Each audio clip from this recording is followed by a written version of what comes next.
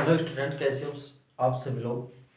आशा करता हूँ कि आप सभी बढ़िया होंगे, मस्त होंगे और एकदम बेहतरीन होंगे और बेहतरीन तरीके से अपनी पढ़ाई को स्टार्ट कर रहे होंगे।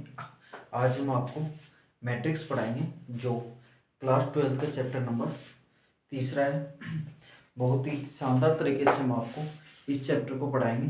अगर एग्ज़ाम में अगर मैट्रिक्स से रिलेटेड अगर एग्जामिनर आपसे कोई भी क्वेश्चन पूछता है तो इस बात की पक्की गारंटी है कि आप उस क्वेश्चन को छोड़ के नहीं आओगे। बस जैसे जैसे हम आपको इस चैप्टर को पढ़ाएं वैसे वैसे आप साथ के साथ इसको क्या करता है, रिवीजन करते हुए चलना है। ठीक है, चलो अब स्टार्ट करते हैं। मैट्रिक्स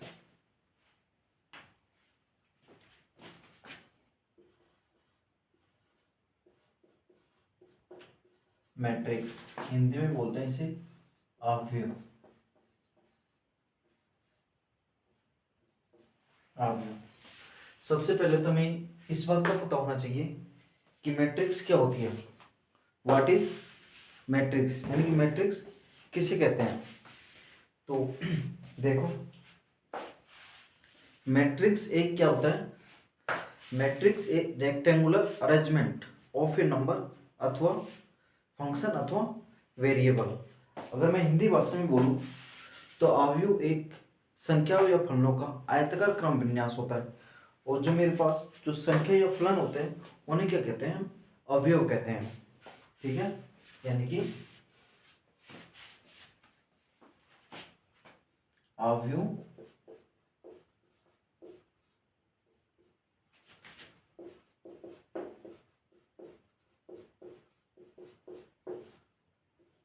संख्याओं या फलनों का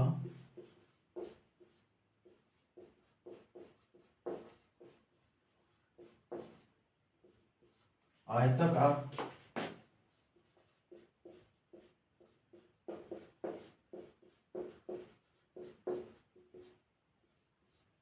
क्रम विन्यास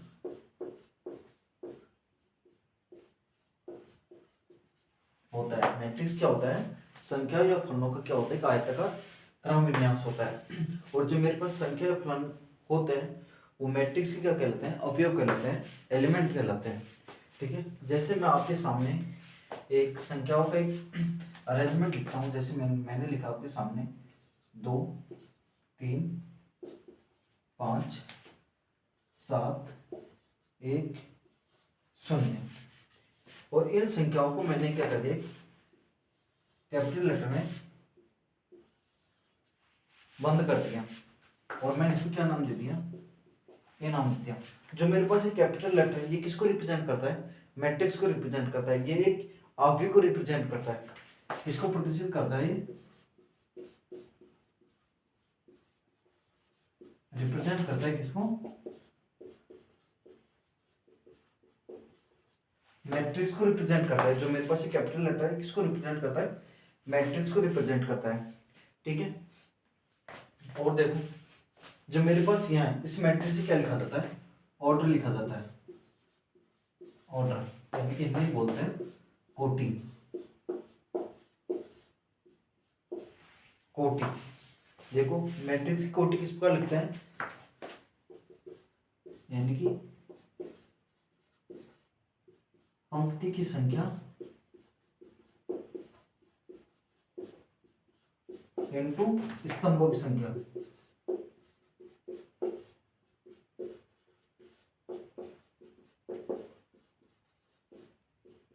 स्तंभों की संख्या। अब पंक्ति क्या होती है मैट्रिक्स में, जो मेरे पास, जैसे मैं आपको यहां बताऊं, जैसे मैंने एक मैट्रिक्स बनाई, ये अगर इसमें अगर इस प्रकार की जो लाइन होती है, इस प्रकार की लाइन, ये तो कहलाती है मेरे पास क्या, पंक्ति। ठीक है, और दूसरा, और अगर मैट्रिक्स में आपको अगर इस प्रकार की खड़ी लाइन दिख जाए तो ये क्या कहलाते हैं मेरे पास, स्तंभ। ठीक है, तो इस मैट्रिक्स में देखो जो मेरे पास ये वाली लाइन है ये तो मेरे पास कहलाती है रो 1 यानी कि पंक्ति 1। इसको मैंने R1 से डिनोट कर दिया। और ये वाली लाइन ये कहलाती है मेरे पास रो 2, इसको मैंने R2 से रिप्रेजेंट कर दिया। ठीक है। और मेरे पास ये वाले ये क्या कहलाता है, कॉलम 1 कहलाता है, इसको मैंने C1 से रिप्रेजेंट कर दिया। ये मेरे पास क्या कहलाएगा, कॉलम 2 कहलाएगा, इसको मैंने C2 से रिप्रेजेंट कर दिया। और ये मेरे पास क्या कहलाएगा, कॉलम C3। ठीक है। ये तो क्या हो गई, पंक्ति हो गई। और ये खड़ी लाइन ये मेरे पास क्या हो गए, स्तंभ हो गए। ठीक है। अब देखो, अब इसमें पंक्ति कितनी है, एक पंक्ति यह है और एक पंक्ति यह है। कितनी पंक्ति है, 2। तो पंक्ति की संख्या कितनी है, 2 इंटू स्तंभ की संख्या। स्तंभ कितने हैं, एक स्तंभ ये हो गया, एक स्तंभ ये हो गया, एक स्तंभ ये, कितने स्तंभ हो गए, 3। तो मैट्रिक्स जो ऑर्डर हो गया। तो अगर आपसे अब कोई पूछ ले तो ये कितने ऑर्डर की मैट्रिक्स है, तो आप बताओगे ये 2x3 की क्या है, मैट्रिक्स है। ठीक है। अब इसके पश्चात अगर आपसे इसी में आपसे ये पूछ ले कि इस मैट्रिक्स में नंबर ऑफ एलिमेंट कितने हैं, यानी कि इसमें अवयव की संख्या कितनी है। देखो अवयव की संख्या किस प्रकार से निकालोगे, अगर आपसे कोई ये पूछ ले कि इस मैट्रिक्स में अवयव की संख्या कितनी है, यानी कि अवयवों की संख्या। देखो अवयव की संख्या बिल्कुल सिंपल, आराम से बता सकते हैं। जब मैंने मैट्रिक्स का ऑर्डर लिखा कितना, 2x3, तो इन दोनों का मल्टीपल कितना आता है, 6।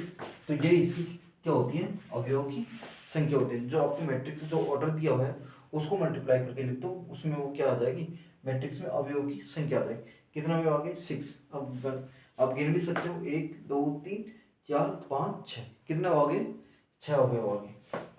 ठीक है स्टूडेंट, ये तो हो गया आपका ये। यहाँ तो कोई दिक्कत, अब देखो आगे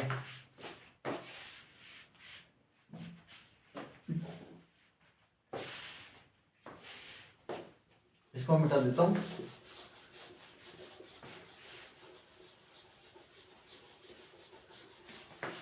बस आप ध्यान से पढ़ते जाना, जो भी मैं आपको बता रहा हूं उसको अच्छी तरह से सीखते हुए चलना है आपको।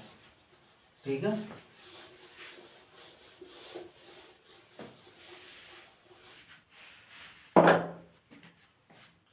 अब मैं आपको बताता हूं address of element,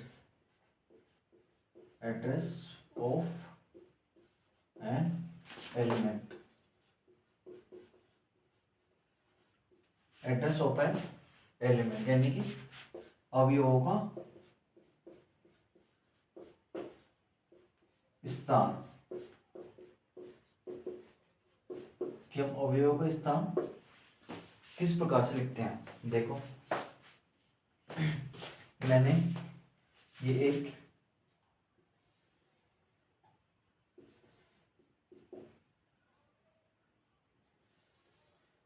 three cross three की एक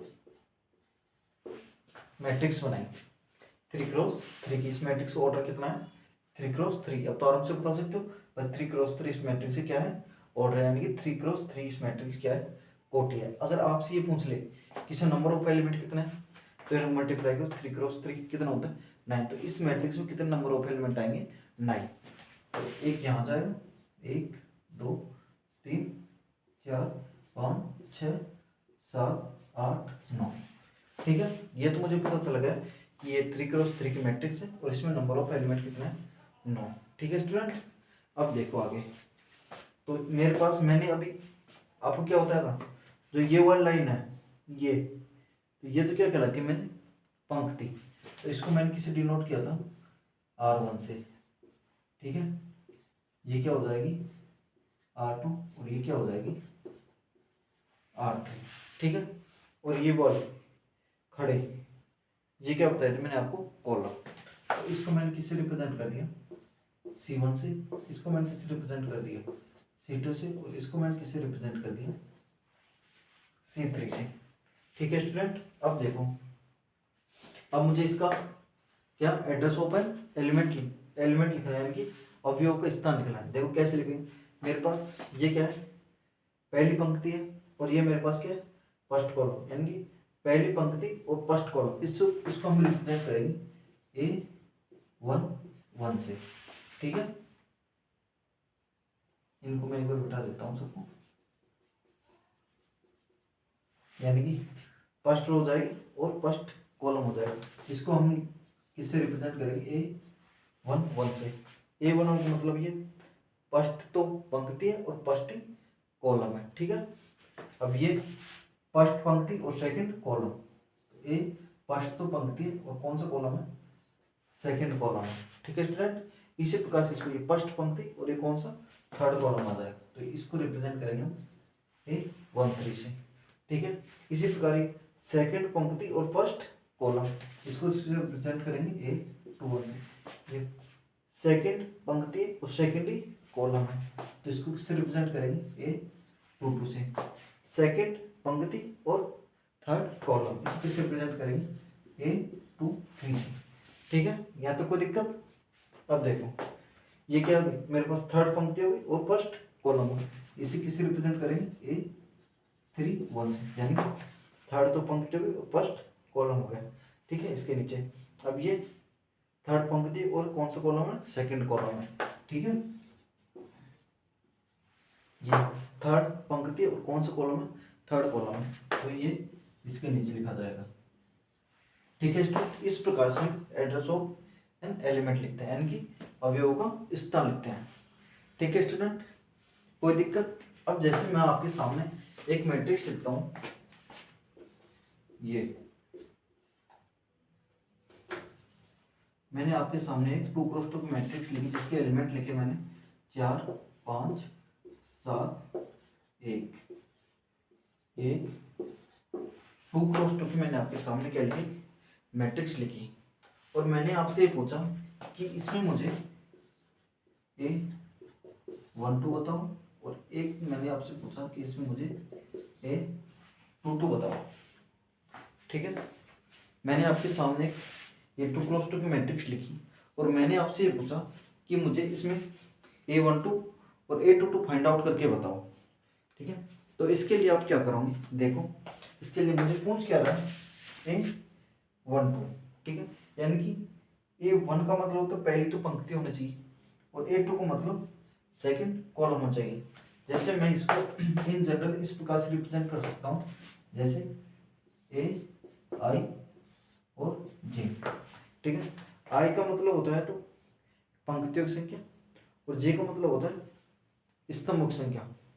क्रम का ध्यान रखना, पहले पंक्तियों की संख्या लिखी जाएगी, उसके पश्चात स्तंभों की संख्या लिखी जाएगी। ये मत कर देना कि पहले आपने स्तंभों की संख्या लिखी थी, उसके पश्चात पंक्तियों की संख्या लिखी थी, ये आपको क्या हो जाएगा, गलत माना जाएगा। तो आपको क्रम का विशेष ध्यान रखना है, पहले पंक्तियों की संख्या लिखनी है, उसके पश्चात आपको कॉलम की संख्या लिखनी है। ठीक है, तो देखो यह मुझसे क्या पूछ रहा है, A12 यानी कि पहली तो पंक्ति होनी चाहिए और सेकंड कॉलम होना चाहिए। ठीक है, तो मैंने आपको ये बताया था कि ये वाली लाइन है, ये तो क्या होती है, ये तो पंक्ति कहलाती है, और ये क्या कहलाते हैं, स्तंभ कहलाते हैं। तो ये तो क्या हो जाएगी, फर्स्ट रो, इसको मैं R1 नाम दे सकता हूँ, ये सेकंड रो, इसको मैं R2 नाम दे सकता हूँ, ये मेरे पास क्या हो जाएगी, फर्स्ट कॉलम, इसको मैंने C1 नाम दे दिया। ये मेरे पास कौन सा कॉलम जाएगा, सेकंड कॉलम, इसको मैंने क्या दे दिया, C2 नाम दे दिया। ठीक है स्टूडेंट, अब मुझसे क्या पूछ रहा है वो, A12 यानी कि फर्स्ट तो पंक्ति और सेकंड कॉलम, फर्स्ट पंक्ति और सेकंड कॉलम, फर्स्ट पंक्ति है और सेकंड कॉलम है, फर्स्ट पंक्ति इसके सामने वाला एलिमेंट ये, और सेकंड कॉलम ये, देन ये वाला एलिमेंट आ जाएगा, यानी कि फर्स्ट पंक्ति हो गई और सेकंड कॉलम हो गया, तो इसका मान कितना आ जाएगा, 5। ठीक है स्टूडेंट, अब दूसरा क्या पूछ रहा है, A22 यानी कि सेकंड पंक्ति होना चाहिए और सेकंड ही कॉलम होना चाहिए। सेकंड पंक्ति कहाँ, ये रही, और सेकंड कॉलम कहाँ रहा, ये रहा, तो सेकंड पंक्ति ये रही और सेकंड कॉलम इसके सामने वाला क्या आ जाएगा, 1। ठीक है, इसकी वैल्यू कितनी आ जाएगी, 1। ठीक है स्टूडेंट, कोई दिक्कत, आराम से समझ आ गया होगा आपको। ठीक है, अब देखो इसके आगे मैं आपको एक क्वेश्चन करवाता हूँ, जिससे आपको और बेहतर तरीके से समझ आएगा कि एक्चुअली में इसमें चल क्या रहा है। ठीक है, देखो बस आप अच्छी तरीके से समझते हुए चलना है आपको।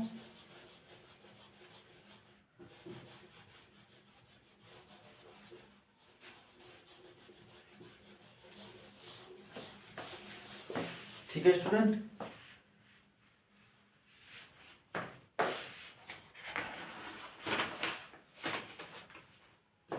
देखो मैं आप भी क्वेश्चन बताता हूँ। जैसे आपके सामने एक क्वेश्चन है,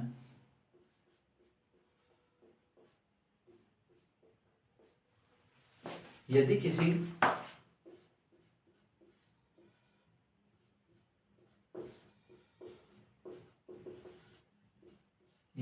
अवयव में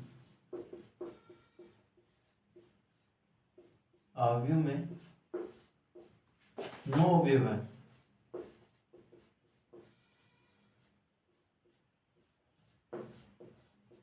यदि किसी अवयव में 9 अवयव हैं तो इसकी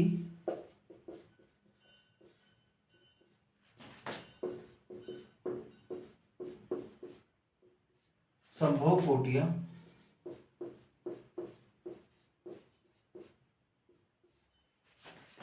कितनी होंगी।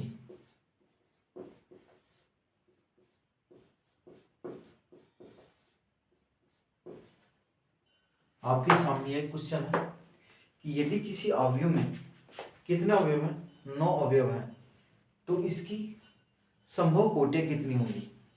ठीक है, अब देखो इसको हम किसी प्रकार से सॉल्व करेंगे। कितने अवयव है, 9 अवयव है, और हम जानते हैं मैट्रिक्स को हम कितने अवयव, 9 अवयव, और हम जानते हैं मैट्रिक्स हम किस फॉर्म में रिप्रेजेंट करते हैं, m क्रॉस n। इस फॉर्मेट में तो हम मैट्रिक्स के ऑर्डर को रिप्रेजेंट करते हैं। m का मतलब हो गया पंक्तियों की संख्या, n का मतलब हो गया स्तंभों की संख्या। तो इसमें कितना अवयव है, 9 अवयव है, तो इसमें कोटियों की संख्या कितनी है भाई। जो मैट्रिक्स की कोटि है उसको हम इस फॉर्मेट में रिप्रेजेंट करते हैं m क्रॉस n के रिप्रेजेंट में। तो हमें 9 के ऐसे फैक्टर लेने हैं, 9 के 2 ऐसे फैक्टर बनाने हैं जिनको मैं मल्टीप्लाई करूं तो मेरे पास क्या आना चाहिए, 9 आना चाहिए। तो ऐसे कौन कौन से फैक्टर हैं जिनका मैं मल्टीप्लाई करूं और मुझे क्या मिल जाए, 9 मिल जाए, तो वो मेरे पास क्या हो जाएगी, इस मैट्रिक्स की कोटियां हो जाएंगी। ठीक है, तो देखो मेरे पास एक फैक्टर तो मैं ये लिख सकता हूँ 9 का, 3 क्रॉस 3। ठीक है, एक फैक्टर तो ये हो जाएगा 9 का। ठीक है, और कौन सा फैक्टर हो सकता है 9 का, बताओ भाई। एक फैक्टर तो ये हो जाएगा 3 क्रॉस 3, ये एक पॉसिबल कोटि एक तो ये हो जाएगी इसकी, और बताओ, और एक ये भी तो हो जाएगा। अगर मैं 1 को और 9 को अगर मल्टीप्लाई करूं तभी तो मेरे पास कितना आ जाएगा, 9 आ जाएगा। ठीक है, एक फैक्टर हो जाएगा, और एक फैक्टर मेरे पास ये भी तो हो सकता है 9 क्रॉस 1। ठीक है, ये 3 फैक्टर हो सकते हैं। अब इसके अलावा और मुझे फैक्टर बना के बता दो आप कि सर एक फैक्टर ये भी है जिसको मैं मल्टीप्लाई करूँ और मुझे 9 मिल जाए। है कोई ऐसा फैक्टर, नहीं है, यही फैक्टर इसके 3, तो यही इसकी पॉसिबल कोटियां है। तो यही इसकी क्या है, संभावित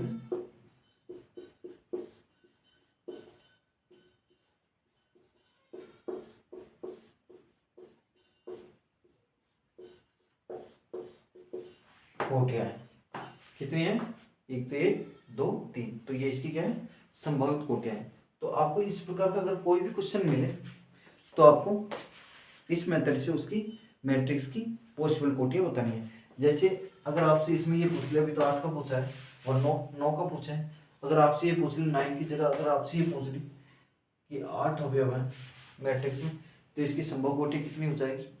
अब ये भी इसी प्रकार से देखो, 8 है, 8 का मैं क्या फैक्टर करूँ, 2, कि जिसको मल्टीप्लाई करने पर मेरे पास 8 आ जाए। एक तो मेरे पास ये फैक्टर कर सकता हूँ 4 क्रॉस 2, दोनों मल्टीप्लाई करो 8 आ रहा है, ठीक है, एक फैक्टर तो ये हो जाएगा। दूसरा फैक्टर मेरे पास ये भी तो हो सकता है, इसको मैं 2 क्रॉस 4 भी तो लिख सकता हूँ, तब भी तो मेरे पास 8 बन रहा है, ठीक है। एक फैक्टर मैं ये भी लिख सकता हूँ 1 क्रॉस 8 का, ठीक है, दोनों मल्टीप्लाई करो तब भी तो मेरे पास 8 आ रहा है, ठीक है। एक फैक्टर मेरे पास ये भी तो हो सकता है 8 क्रॉस 1, इसको मल्टीप्लाई तब भी तो मेरे पास क्या आ रहा है 8 आ रहा है। इसके अलावा अगर आपको कोई और फैक्टर मिल जाए तो बताओ, इनके अलावा और कोई फैक्टर है कि जिनको मैं मल्टीप्लाई करूँ 8 आ जाए, बताओ। नहीं है तो ये इसकी पॉसिबल ऑर्डर हो जाएगा, ठीक है, ये इसकी संभव कोटि हो जाएगी, ठीक है। तो इस प्रकार 8 दे दो, 9 दे दो, 11 दे दो, 12 दे दो, आपको कितने कोई सी भी क्वेश्चन दे दो इसमें आपसे अगर पॉसिबल ऑर्डर पूछे मैट्रिक्स का तो आपको इस प्रकार से फाइंड आउट करना है, ठीक है स्टूडेंट। अब देखो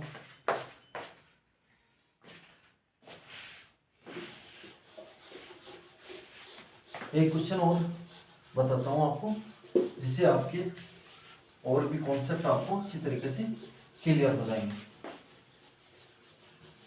ठीक है। बस आप ध्यान से देखते चलना और समझते भी चलना है, क्योंकि पूरे देखने से काम नहीं चलेगा, समझना भी आपको, ठीक है।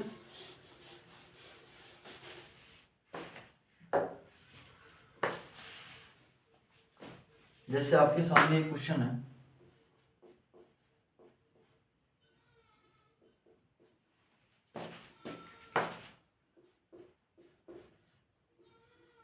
एक ऐसे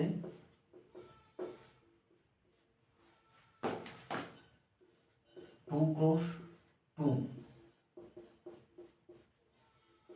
अवयव की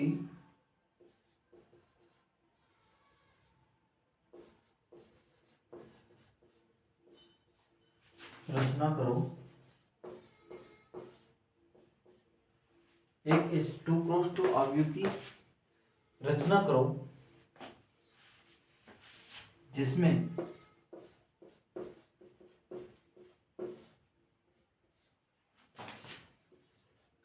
ए आई जे बराबर कितना हुआ तो दिया हुआ है 1/5 मोड आई माइनस जे द्वारा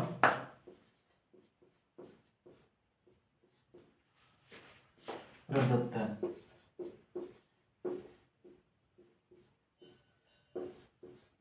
प्रदत्त है, प्रदत्त का मतलब प्रदर्शित है, ठीक है। आपको एक ऐसी 2 क्रॉस 2 की मैट्रिक्स बनानी है जिसमें ए आई जी बराबर मुझे ये दिया हुआ है, ठीक है। अब देखो यहां से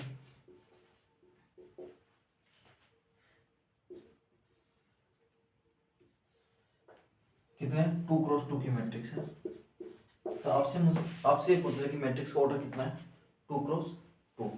आपसे ये पूछा जाए कि इसमें नंबर ऑफ एलिमेंट कितने हैं, तो आप आराम से बता सकते हैं, इन दोनों को मल्टीप्लाई कर दो, 2 दूनी 4, तो इस मैट्रिक्स नंबर ऑफ एलिमेंट कितने आएंगे 4, 1 2 3 4, ठीक है। आपसे ये पूछ ले कि इस मैट्रिक्स में पंक्तियां कितनी है, तो आप आराम से बता सकते हो ये तो कितनी किसकी संख्या होती है, पंक्तियों की संख्या होती है। तो आपसे कोई पूछ रहा है कि इसमें पंक्तियों की संख्या कितनी है 2, आपसे कोई पूछ रहा है कि इसमें स्तंभ की संख्या ये भी कितनी दे रखी है 2, यानी कि ये एक मेरे पास क्या बन जाती है स्क्वायर मैट्रिक्स बन जाती है, जिसमें अगर मेरे पास अगर स्क्वायर मैट्रिक्स है, अगर मेरे पास m बराबर n अगर दोनों समान आ जाते हैं तो ये मेरे पास क्या हो जाती है स्क्वायर मैट्रिक्स बन जाती है, यानी कि दोनों दोनों की क्या है समान है, तो ये मेरे पास क्या है कि स्क्वायर मैट्रिक्स है, ठीक है स्टूडेंट। अब देखो अब हमें 2 क्रॉस 2 की एक मैट्रिक्स की रचना करनी है। देखो मैंने आपको इन जनरल एक मैट्रिक्स बताई थी, ये मेरे पास ये किसका स्थान होता है A11 का, ये किसका स्थान होता है A12, ये किसका स्थान होता है A21 का, और ये किसका स्थान होता है A22 का, और ये मेरे पास क्या है एक 2 क्रॉस 2 की मैट्रिक्स होगी, ठीक है स्टूडेंट। अब देखो अब मुझे इनकी वैल्यू निकालनी है, A11 की वैल्यू निकालनी है, A12 की वैल्यू निकालनी है, A21 की वैल्यू निकालनी है और A22 की वैल्यू निकालनी है, और इनकी वैल्यू निकाल के मुझे इनके स्थान पर वो वैल्यू पुट करनी है। जो मेरे पास मैट्रिक्स निकल के आएगी वो मेरे पास एक क्या हो जाएगी, 2x2 की एक मैट्रिक्स की रचना हो जाएगी, और वही हमें निकालना है। देखो अब A11 की वैल्यू कैसे निकालूंगा, मुझे क्या दिया है क्वेश्चन में, ये दिया हुआ है कि Aij बराबर कितना है, 1/5 मोड i माइनस जे। ठीक है, अब A11 की वैल्यू मैं इस फॉर्मूले में रखूंगा और डायरेक्ट A11 की वैल्यू निकल के आ जाएगी। जैसे मुझे किसकी वैल्यू निकालनी है, A11 की, तो 1/5 आई की वैल्यू कितनी है 1, जे की वैल्यू कितनी है 1, तो आई और जे की जगह इनकी वैल्यू रख दूंगा, कितना आ जाएगा 0। ठीक है स्टूडेंट, इसी प्रकार से मैं A12 की वैल्यू निकालूंगा, 1/5 1 माइनस 2 कितना आ जाएगा 1/5। इसी तरह मैं A21 की वैल्यू निकालूंगा, कितना आएगा 1/5 2 माइनस 1 कितना आ जाएगा 1/5। इसी प्रकार से मैं A22 की वैल्यू निकालूंगा, 1/5 2 माइनस 2 कितना आ जाएगा 0। ठीक है स्टूडेंट, ये वैल्यू उठाकर मैं इस मैट्रिक्स में पुट करता हूँ, ए बराबर A11 की वैल्यू कितनी निकल के आई है 0, A12 की वैल्यू कितनी निकल के आई 1/5, A21 की वैल्यू कितनी निकल के आई है 1/5, और A22 की वैल्यू कितनी निकल के आई है 0। और कितने बाई कितने के 2x2 की। तो मुझे यही पूछ रहा था कि एक ऐसे 2x2 की आव्यूह की रचना करूं जिसमें मुझे यही कंडीशन दी हुई है। तो मैंने क्या करी, 2x2 की मैट्रिक्स बनी, इन जनरल मैट्रिक्स लिखी, सामान्य मैट्रिक्स, A11 होता है, A12 होता है, A21 होता है, A22, क्योंकि कितने बाई कितने मैट्रिक्स दे रखी मुझे 2x2 की मैट्रिक्स दे रखी है, तो इसमें 2x2 का मतलब इसमें 4 एलिमेंट आएंगे, तो मैंने इसमें 4 एलिमेंट लिख दिया। ठीक है, अब मुझे किसकी वैल्यू निकाली A11 की, A11 की वैल्यू कैसे निकाली, A11 की वैल्यू उठाकर मैंने इस फॉर्मूले अप्लाई की, और यहाँ से मुझे इन 7 की वैल्यू निकल के आ गई, और इन 7 की वैल्यू उठाकर मैंने यहाँ पुट की, तो ये मेरे पास एक 2x2 की आव्यूह की रचना हो गई। ठीक है स्टूडेंट, अगर एग्जाम में अगर आपको इस प्रकार से अगर कोई भी क्वेश्चन पूछा जाए तो आपको इस प्रकार से सवाल को सोल्व करना है, और सवाल को सोल्व इस प्रकार से करोगे तो आपको एग्जामिनर फुल में से फुल मार्क्स देगा। ठीक है स्टूडेंट, तो आशा करता हूँ कि आपको ये कुछ क्वेश्चन अच्छी तरह से समझ आ गया होगा। ठीक है, ओके, थैंक यू।